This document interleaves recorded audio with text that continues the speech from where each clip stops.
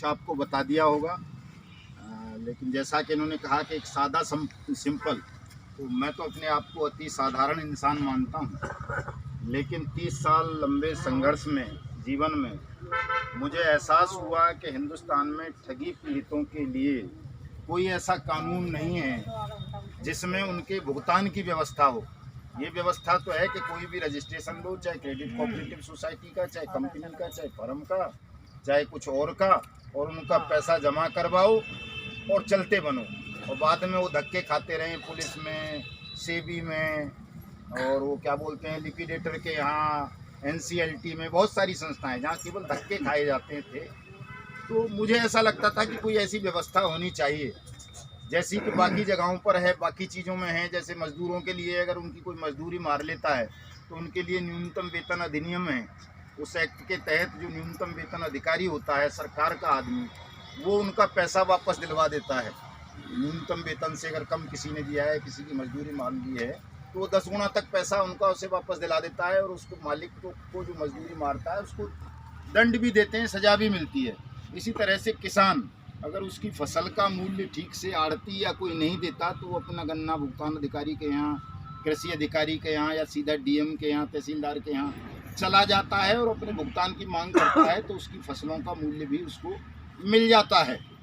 लेकिन ठगी पीड़ितों के मामले में बड़े निर्भाग्यशाली थे, दुर्भाग्य था कि ठगी पीड़ितों के लिए कोई ऐसा कानून नहीं था। तो हमने इसी तर्ज पर कि कोई ऐसा कानून बनना चाहिए। चूँकि देश में आज की स्थिति में हम बात करें तो 20 करोड़ से ज़्यादा ठगी पीड़ित परिवार हैं देश में, जिन्हें बारी बारी से ठगा गया है। बहुत तो ऐसे हैं कि कई कंपनियों में ठग लिया गया उनको, और मतलब लगभग 2 लाख तो हमारे फौजी भाइयों को ठगा गया है। उनका खून तक निकाल के बेच दिया गया, बस किडनी की कमी रह गई थी कि किडनी और ठगों ने निकाल के नहीं बेची, बाकी सब कुछ कर दिया। कितने ही लाखों लोगों ने आत्महत्याएं कर लीं, और लाखों बेचारे ऐसे हैं कि वो आत्महत्या से भी परे हैं। कम से कम आत्महत्या करने वाला तो जिल्लत से छूट गया, जो अपमान उसको समाज में सहना पड़ रहा है या परिवार में, या जो दुख दर्द झेलने पड़ रहे हैं। लेकिन उससे कहीं ज़्यादा ऐसे हैं जो बेचारे न मरे हैं न जीवित हैं, जो जीवन के तमाम आनंदों से वंचित हैं, सुख से वंचित हैं, और उन्हें कहीं न्याय नहीं मिल रहा, पैसा नहीं मिल रहा। तो उसके लिए ये बट्स एक्ट 2019 बना, अनियमित जमा योजनाएं पाबंदी कानून। इस कानून में हमारी संसद ने, हमारी सरकार ने, हमारे राज्यों की सरकारों ने ये व्यवस्था की कि जो जिले का अधिकारी है वो इसके तहत सक्षम अधिकारी होगा, भुगतान अधिकारी होगा ठगी पीड़ितों के लिए। वो उनका आवेदन लेगा भुगतान का, और वो उनका पैसा 180 कार्य दिवस में 2 से 3 गुना तक उनको वापस करेगा जो उनकी जमा राशि होती है। और साथ में अगर आवेदक चाहे, पीड़ित चाहे, तो अपना अगर उसने कोई वकील किया है उसका खर्चा जोड़ सकता है, कहीं कोई टाइप वगैरह किया है उसका खर्चा जोड़ सकता है, कोई किराया भाड़ा खर्च हुआ है उसका खर्चा जोड़ सकता है, या किसी यूनियन का वो मेंबर है तो उसका खर्चा भी इसमें जोड़ करके वो अपने भुगतान का दावा कर सकता है। और जिला अधिकारी उसका 180 कार्य दिवस में भुगतान करने को बाउंड है इस एक्ट में। लेकिन चूंकि लोगों में जागरूकता नहीं है, संगठित नहीं है लोग, इसलिए कानून बन जाने के बाद, लागू हो जाने के बाद, नोटिफाइड हो जाने के बाद भी अधिकारी लोग उस कानून को इम्प्लीमेंट नहीं कर रहे हैं। कहीं मतलब जो है नहीं, लागू तो है साहब, लागू होने का तो मतलब होता है कि नोटिफाइड हो जाए। तो नोटिफाइड हो चुका है कानून, हमारे राज्य में हो चुका है, उत्तर प्रदेश में सेंट्रल कर चुका है, लागू है कानून, तो अनुपालना नहीं की जा रही है। अब जैसे हम यहाँ आ गए हैं, आज हो जाएगी अनुपालना। हम जहाँ जा रहे हैं वहाँ सब DM मान लेते हैं, कमिश्नर मान लेते हैं, SP मान लेते हैं कि हाँ साहब कानून है, तो हमारे पास तो कोई आया ही नहीं। ये ऐसा उनका जवाब होता है। तो कानून लागू है, लेकिन ये जो बेईमान सिस्टम है वो जल्दी से कुछ करना नहीं चाहता है। सब आलसी हैं, लापरवाह हैं। जैसे हमें यहाँ कम से कम नहीं है तो 1-1.5 लाख आदमी होगा आपके हाथरस में जो ठगी पीड़ित है, बिल्कुल। लेकिन हम कितने लोग आज उपस्थित हुए हैं? बहुत कम। तो यही स्थिति है हमारी कि हम एकजुट नहीं है, संगठित नहीं है, इसलिए जो सिस्टम में बैठे हुए लोग हैं वो हमारे अधिकारों की रक्षा के लिए जो कानून बना है उसको लागू नहीं करना चाहते। तो हमारा जो ये आंदोलन चल रहा है 25 अगस्त से लगातार मिशन भुगतान भारत यात्रा का कार्यक्रम, वो आप लोगों को जागरूक करना कि आप लोग बट्स एक्ट को जानें, प्रशासन पर दबाव बनाना कि वो बट्स एक्ट की अनुपालना करे, आप लोगों के भुगतान के दावे स्वीकार करे, आपका पैसा वापस करे। और अगर नहीं करेगा तो उसके लिए फिर हम 15 नवंबर को, इसी 15 नवंबर को, 15 तारीख जो आ रही है उसकी तैयारी कर रहे हैं। संसद का घेराव करेंगे, 15 लाख से ज़्यादा लोगों को वहाँ हमने आह्वान किया हुआ है।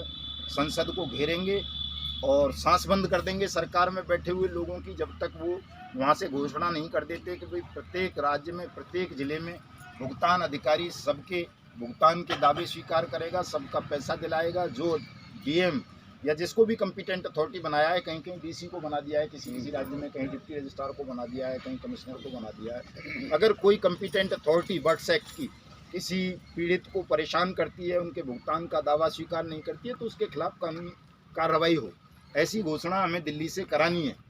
उसके लिए 15 नवंबर का संसद सत्याग्रह रखा है। मैं अपील करूंगा आप सबसे कि आप सब ज़्यादा से ज़्यादा संख्या में 15 नवंबर को दिल्ली पहुंचें और निश्चित रूप से आप सबका भुगतान हो जाएगा। किसी को निराश होने की आवश्यकता नहीं है। हम मरते दम तक आपकी इस लड़ाई को लड़ेंगे, आपका पैसा दिलवा के जाएंगे। बहुत लंबा संघर्ष नहीं रहा है इसमें, थोड़ी बहुत मतलब व्यवस्थागत खामियां हैं, वो दूर हो जाएंगी और आप लोग संगठित हो जाएंगे, एक बढ़िया सा हल्ला मचा देंगे, तो वो एक दिन का ही काम है, ज़्यादा बड़ा काम नहीं है। पैसा आपका यहीं से मिलना है, आपके जनपद के जिलाधिकारी के यहाँ से। आपको कहीं भागने की ज़रूरत नहीं है कि साहब आप PACL वाले हो तो मुंबई भागोगे, या वो ऑनलाइन के चक्कर में पड़े रहोगे, या सहारा वाले हो तो वहाँ भागोगे, लखनऊ भागोगे, या KBCL वाले हो तो वहाँ चुरमुरा भागोगे। चुरमुरा है ना उसके गाँव का नाम। और ऐसे ही मतलब सबके अलग अलग हैं, तो आपको कहीं भागने की ज़रूरत नहीं है, केवल अपने जिलाधिकारी के यहाँ आवेदन फाइल करना है। और संगठन बहुत ज़रूर बनाइए लोगों, आप सब लोग, नहीं तो जो आपके लिए काम करने वाले लोग हैं उनको धमकियां मिलती रहेंगी, डरा लिए जाएंगे। जो डर जाएगा वो डरा लिया जाएगा, जो डरेगा नहीं उसे खरीद लिया जाएगा, जो डरेगा नहीं, बिकेगा नहीं, उसे मार दिया जाएगा। तो आप लोगों का संगठित होना भी बहुत ज़रूरी है। कल राघव साहब बता रहे थे कि कोई ब्रांच मैनेजर यहाँ रहा होगा किसी सोसाइटी का, कौन सी का, आदि का साहब, आदि सोसाइटी, तो वो धमका रहा होगा फ़ोन करके कि मेरी सोसाइटी का नाम क्यों लिख दिया। आदि का है आप में से कोई जिसके का आदि में पैसा जमा हुआ हो और मिलाना हो वापस आदि सोसाइटी में? आदि क्रेडिट कोऑपरेटिव सोसाइटी है कोई लोग यहाँ शायद कोई नहीं है, वो सब है। पैसा डूब गया है आपका। तुम